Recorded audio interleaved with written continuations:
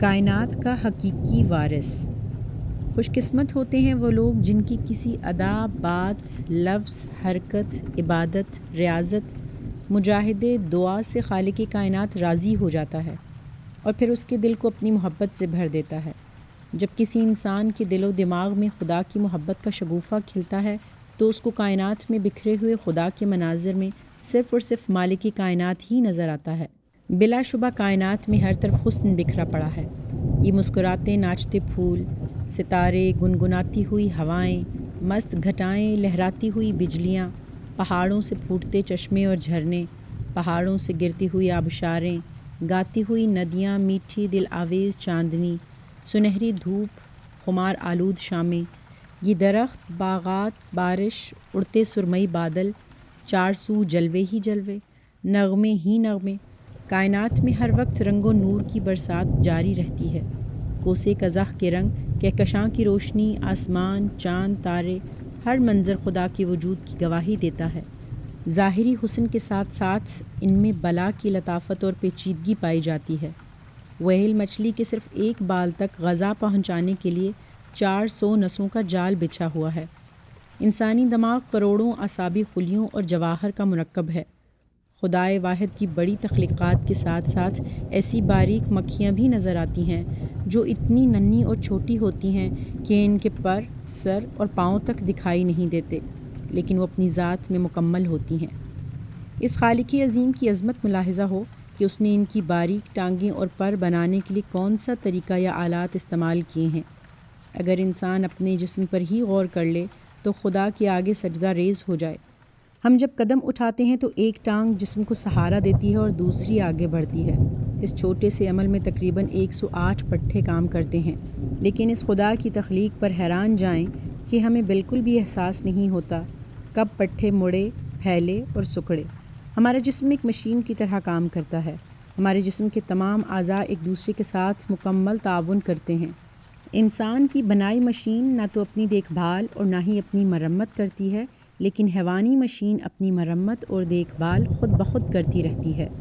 یہ روز اول سے مادے کو توانائی اور توانائی کو مادے میں خود ہی تبدیل کر رہی ہے۔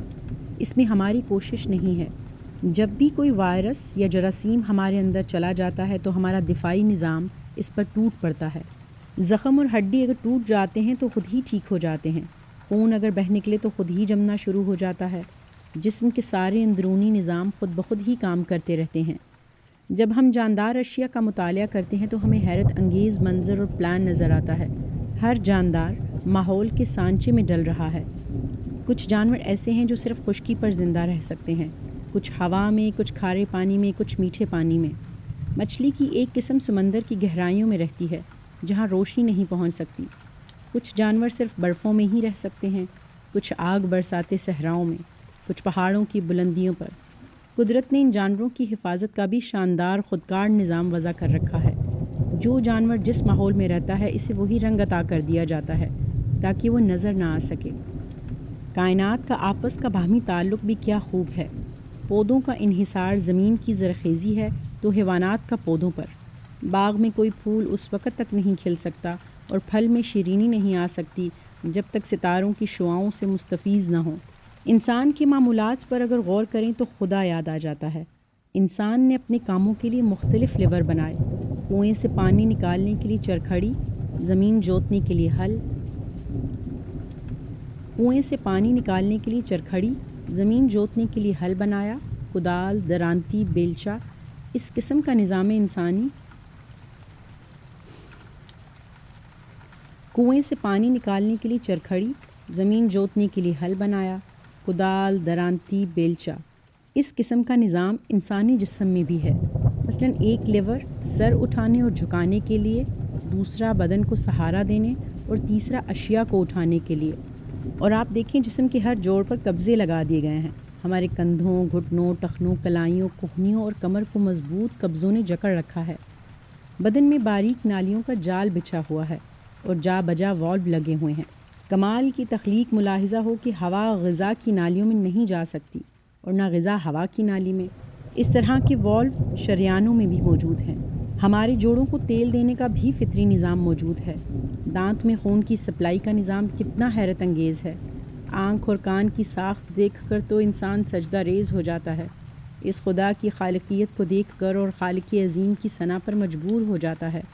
اب خدا کو نہ ماننے والوں سے یہ سادہ سا سوال ہے، کیا حیوانی جسم کی مشینیں مثلاً کان، آنکھ، زبان، معدہ، جگر، دل، پھیپھڑے کیا کسی خالق کے بغیر ہی تخلیق پا گئے ہیں؟ کیا اتنی کامیاب اور بھرپور مشینوں کی تخلیق کے لیے اعلیٰ درجے کا علم اور دماغ نہیں چاہیے تھا؟ اگر ہم یہ مان لیں کہ آنکھ، کان ایک خودکار نظام یا مشین کی تخلیق ہے، تو پہلا سوال یہ اٹھے گا کہ اس خودکار نظام یا مشین کا خالق کون ہے؟ وہ رب ہے، اس کائنات کا اکلوتا وارث۔ آپ جب کائنات میں مختلف تخلیقات پر غور کرتے ہیں تو نوٹ کرتے ہیں کہ کائنات کی ترتیب، حسن اور تنوع میں کوئی غیر معمولی علم و دانش کام کر رہی ہے، کوئی بے پناہ طاقت۔ کوئی بھی تخلیق آپ دیکھ لیں، آپ کو غیر معمولی پرفیکشن نظر آتی ہے۔ جب انسان کوئی مشین بناتا ہے تو اس میں بہت سارے نقائص نظر آتے ہیں۔ انسانی مشینوں کی آوازوں اور گڑگڑاہٹ سے گرد و نواح میں زلزلے کی سی حالت بن جاتی ہے کہ ان مشینوں کے شور سے پاس کھڑا ہونا بھی مشکل ہو جاتا ہے۔ اور جب آپ خدا کی تخلیقات کی طرف دیکھتے ہیں تو حیران ہو جاتے ہیں کہ آپ کے اطراف میں کروڑوں مشینیں یوں چل رہی ہیں کہ کہیں سے ہلکی سی آواز بھی نہیں نکلتی۔ آپ کسی پھول کے پودے کو دیکھیں، کس طرح پھول اپنے تخلیقی مراحل سے گزرتا ہے۔ آپ آم کے درخت کو دیکھیں جو ایک مکمل فیکٹری ہے، جس میں پتے، شاخیں، جڑیں ہیں۔ پہلے بور آتا ہے جو انبیوں میں ڈھلتا ہے، اور انبیاں آم کی شکل میں۔ آم میں دنیا کا بہترین ذائقہ، مٹھاس، خوشبو اور لذیذ ترین رس پایا جاتا ہے۔ آپ کو کوئی جوس کی بوتل بنانی یا بھرنی ہو تو کئی مشینیں کام کرتی ہیں، جبکہ آپ خدا کی مشینوں کو دیکھیں کس طرح خاموشی اور ادب اور پرسرار طریقے سے کام کر رہی ہیں کہ کوئی شور نہیں، کوئی آواز نہیں، اور اگر قدرت کی بنائی مشینوں سے آوازیں نکلتیں تو یہ زمین رہنے کے قابل نہ رہتی۔ جس طرح دھماکوں، زلزلوں، ٹرین کے آنے سے انسان، جانور دور بھاگ جاتے ہیں، اسی طرح قدرتی مشینوں کے شور سے بھی بھاگ جاتے۔ ان قدرتی مشینوں کی خاموشی اس خالق عظیم کے بے پناہ علم کا ثبوت ہے کسی میں اتنی ہمت اور علم کہ وہ ان درختوں اور پودوں کی گنتی کر سکے؟ یہ بات تو طے ہے کہ کائنات کا نظام جو نہایت باقاعدگی سے چل رہا ہے، اس میں کہیں کوئی خرابی، خامی نہیں آتی، تو اس کو کون چلا رہا ہے؟ ہاں، پس حجاب، پردے کے پیچھے کون ہے؟ اس کانپتی، لرزتی کائنات کو جس غیر مرئی ہاتھ نے چابک دستی سے تھام رکھا ہے، وہی خدا ہے، اس کائنات کا حقیقی اور اکلوتا وارث۔